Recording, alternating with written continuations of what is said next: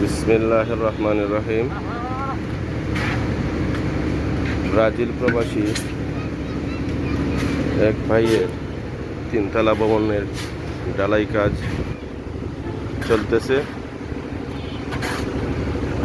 Brazil থেকে এসে ওনার তিনতলা ভবন ছাদের কাজ আজকে শুরু করেছেন। বিশিষ্ট সমাজসেবী, শিক্ষা অনুরাগী জনাব হাজি মিজানুর রহমান সাহেবের তৃতীয় তলা ভবনের ছাদের কাজ।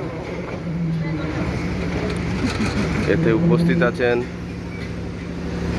বিশিষ্ট সমাজসেবী, শিক্ষা অনুরাগী, বিশিষ্ট সালিশ ব্যক্তিত্ব জনাব আব্দুল শহীদ সাহেব